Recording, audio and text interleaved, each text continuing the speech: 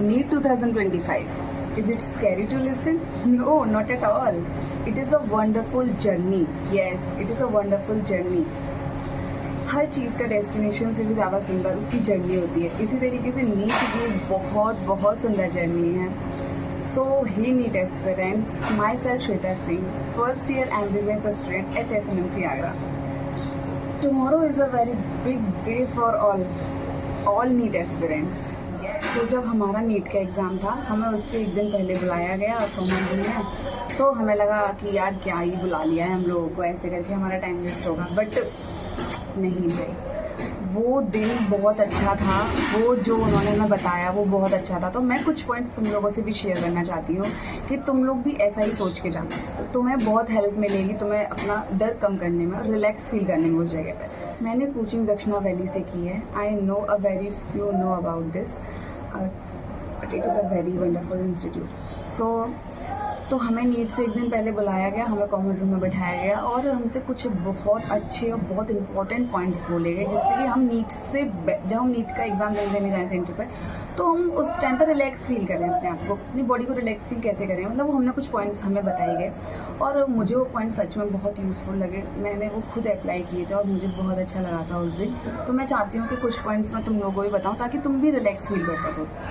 तो देखो, नीट का एग्ज़ाम हम देने गए, हमारे टीचर्स ने बोला कि तुम अपना जितना इनपुट दोगे किसी चीज़ को, वो तुम्हें उतना ही अच्छा आउटपुट देगा. तुम अच्छा इनपुट दोगे तो अच्छा आउटपुट भी मिलता ही है भाई. ये यूनिवर्स का लॉ है. तो इसीलिए इस चीज़ से तो कभी मुकरना ही नहीं चाहिए. तो हमारे टीचर्स ने बोला कि तुम लोगों ने पूरे साल पढ़ाई करी है, तुमने पूरे साल एक अच्छा इनपुट दिया है, कंसिस्टेंसी रखी है, डिसिप्लिन रखा है, फोकस रखा है. अगर सच में किसी इंसान ने अच्छे से पढ़ाई करी है तो हम इसकी बात नहीं कर रहे कि घर की प्रेशर में आके वो अपना स्टडी कर रहा है, कर भी नहीं रहा, बस घूम रहा है, ऐसे करके हम उनकी बात नहीं कर रहे. बट जिन्होंने सच में अच्छे से स्टडी करी है, जो चाहते हैं कि हाँ हमारा नीट में अच्छे से सिलेक्शन हो, तो उनकी बात यहाँ हो रही है. तो उन्होंने बोला, हमारे टीचर्स बोलते थे कि तुम अगर अच्छा इनपुट दोगे किसी चीज़ को तो तुम्हें अच्छा आउटपुट भी मिलेगा. तो इसी तरीके से उन्होंने हमें बताया और हमें सच में लगा कि हाँ भाई बात तो सही है एकदम. हम लोगों ने पूरी साल मेहनत करी है, तो लास्ट वाले मोमेंट पे आके डरना क्यों है. तुम ये सोचो ना, तुम ये सोच के चलो कि हाँ मुझे तो आता है भाई, पेपर में जो आएगा वो क्या ही पेपर में आएगा, जो पढ़ा है वही तो आएगा ना, इससे तो बाहर क्या ही आएगा. नहीं आ रहा होगा तो नहीं आ रहा होगा, जो आ रहा होगा हमें वो तो हम अच्छे से करेंगे. पॉइंट हमें ये बताया गया कि जब हम नीट का एग्ज़ाम देने जाएंगे तो हमें वहाँ लोग ऐसे कॉर्नर्स में पढ़ते हुए मिलेंगे बुक से. तो फिर हम भी सोचेंगे यार हम भी रिवाइज कर लेते हैं, क्या हम बस बैठे बैठे अपना यही आसपास देखते देखते अपना टाइम सा वेस्ट कर रहे हैं. But it is really useless at that time. सच में यूजलेस है. तुम खुद सोचो, नीट जो है वो एक बहुत बड़ी कॉम्पिटिटिव एग्ज़ाम है, बहुत बड़ा कॉम्पिटिटिव एग्ज़ाम है भाई. तुम एक रात पहले, 1 घंटे पहले तुम कुछ नहीं उखाड़ सकते हो उसमें. तुम्हें कंसिस्टेंसी पूरी साल रखनी पड़ेगी, डिसिप्लिन पूरी साल रखना पड़ेगा, फोकस पूरी साल करना पड़ेगा, तब जाके तुम्हारी चीज़ें लॉन्ग टर्म मेमोरी में जाएंगी. और एग्ज़ाम में वो जो 3 घंटे हैं, जो मेन 3 घंटे हैं, उन 3 घंटों में वो चीज़ें तुम्हें याद आएंगी. तो यहाँ मेरा थर्ड पॉइंट ये है कि जब तुम सेंटर पे जाओ तो 1 घंटा पहले ही पहुँच जाना. हाँ, 1 घंटा 15 मिनट अबाउट यही, क्योंकि रास्ते में हमें ट्रैफिक भी मिल सकता है, व्हीकल जिससे जा रहे हो वो भी ख़राब हो सकता है. तो हमें एक मार्जिन लेके चलना पड़ेगा हमेशा. तो ये है कि 1 घंटा पहले पहुंचना और कोई बुक मत लेके जाना. सच में मत लेके जाना, क्या ही उखाड़ रहे हो तुम उस थोड़े से टाइम में, वो भी तुम्हारा टाइम इधर उधर जाने में निकल ही जाएगा. तो इसीलिए बुक मत लेके जाना और वहाँ जाके अपने सेंटर को देख के बस 2-3 लंबी लंबी सांसें लेना. वो लंबी सांसें जो हमारी डीप ब्रीथ जो होती है ना, वो हमें बहुत रिलैक्स देती है, बहुत ज़्यादा. तो 2-3 लंबी लंबी सांसें लेना और बोलना. जितना पढ़ना था पढ़ लिया, अब बस ये है कि जो एग्ज़ाम में आएगा वो मुझे अच्छे से करके आना है, क्योंकि इतना सारा पढ़ा है. कुछ तो एग्ज़ाम में से आए, कुछ तो एग्ज़ाम में आएगा उसमें से. और तुमने बहुत सारा पढ़ा है, तुमने पूरा ही पढ़ा है भाई, सब पढ़ के आता है जो अच्छे से प्रिपरेशन करते हैं. तो जितना तुम्हें आए अच्छे से करना है, यही सोच के अंदर जाना, अपनी क्लास में बैठना आराम से सारी प्रोसेस के बाद, और अपनी क्लास के बच्चों को बस देखते रहना थोड़ा थोड़ा. ऐसे नहीं कि तुम घूरे जा रहे हो किसी को, नहीं, बस हाँ कि मैम जो है थोड़ा बहुत उन्हें देख लिया, इधर उधर देख लिया, ये विंडो के बाहर देख लिया. ऐसे खाली मत बैठना, नीचे देख के मत बैठना, वरना फिर तुम यही सोचने लग जाओगे यार एग्ज़ाम कैसा होगा, क्या होगा एग्ज़ाम में, बस टाइम होने वाला है, 10 मिनट रह गई हैं, 15 मिनट रह गई हैं.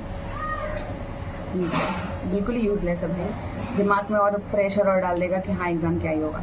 तो इसीलिए जब जाओ तो थोड़ा इधर उधर ऐसे देखते रहना, अपनी सीट पर ही देख लेना कुछ से कुछ क्या लिखा है, बच्चे स्कूल की क्या लिख देते हैं, और विंडो के बाहर देते रहना। ये चीज़ तुम्हें बहुत अच्छा लगेगा, वहाँ पर तुम खुद रिलैक्स फील करने लग जाओगे इन सब चीज़ों से। तो जब तुम्हारे हाथ में पेपर आए तो बस मन से एक ही बात निकलनी चाहिए, stay calm, trust your self and give it your best shoot. Time देखना घड़ी में, अब 2 बज चुके हैं और अब ये जो 3 घंटे हैं मेरे पास, इसमें मुझे अपना पूरा बेस्ट दे के जाना है और लग जाना फिर अपना जिस तरीके से तुम्हारा कंफर्ट है पेपर करने में। बायो पहले, केमिस्ट्री बाद में, देन फिजिक्स, या केमिस्ट्री पहले बायो बाद में, देन फिजिक्स, जो भी कंफर्ट है तुम्हारा उस कंफर्ट से अच्छे से पेपर करना है एकदम। और ये चीज़ ज़रूर, इस चीज़ पर ज़रूर ध्यान देना कि तुम बायो कर रहे हो तो बायो करने के बाद में वो सेक्शन जो तुम फिल करोगे अपने OMR शीट में, सेक्शन जो फिल करोगे वो ऐसे बायो कर लिया, फिर बायो के बाद अपना बायो का सेक्शन फिल कर लिया। ऐसे मत छोड़ना कि ऐसे मत करना कि पूरा पेपर करने के बाद तुम फिल करना स्टार्ट करो। नहीं, हड़बड़ी में तुम बहुत सारे OMR गलत भी कर सकते हो, और वो जो OMR है उसमें तो वैसे ही डर लगेगा कि ये रियल आंसर शीट पर लिख रहा, मतलब OMR फिल कर रहा हूँ मैं, तो इसमें तो अच्छे से ही करना चाहिए मुझे। तो इसीलिए पहले बायो का करके बायो का OMR फिल करना, जिस तरीके से भी तुम्हारा मैनेजमेंट है अपना अपने हिसाब से एग्ज़ाम का, उस तरीके से अपना फिल करना, डरना नहीं बिल्कुल भी। और एग्जाम देते टाइम तो बिल्कुल मत डरो। क्वेश्चन तुम्हें आता है पहले उस क्वेश्चन को करना, जो नहीं आता उस पर पूरा लगा के आगे बढ़ जाना। पहले पूरा पेपर वो अटेम्प्ट करना जो तुम्हें आता है। थोड़ा सा भी ऐसे डाउट लग रहा है कि यार इसका आंसर ये नहीं, ये हो सकता है, गोला किया आगे बढ़े, गोला किया आगे बढ़े। तो जितना आता है उतना अच्छे से करना। और मैं यही बोलूँगी कि पेपर बहुत अच्छा पेपर आएगा, जो हम पढ़ के जाते हैं पेपर में वही आता है, क्योंकि भाई कोई बहुत टफ पेपर नहीं बनाता, सबको पता है। बेचारे 12th पास आउट बच्चे ही हैं ये, कितना ही दिमाग में इनके पर फोर्स डालो तो पेपर बहुत अच्छा आता है, सही पेपर आता है। बस अपने लिमिट में उम्मीद करूँगी मेरे बताए हुए पॉइंट्स को तुम लोगों ने अच्छे से सुना होगा और उन्हें अप्लाई भी करोगे नीट एग्ज़ाम से पहले। डेफिनेटली वो बहुत रिलैक्सेबल है, मैंने अपने टाइम पे भी बहुत रिलैक्स फील किया था उनसे। And once again all the best to all NEET aspirants for 2025 NEET exam. Bye bye.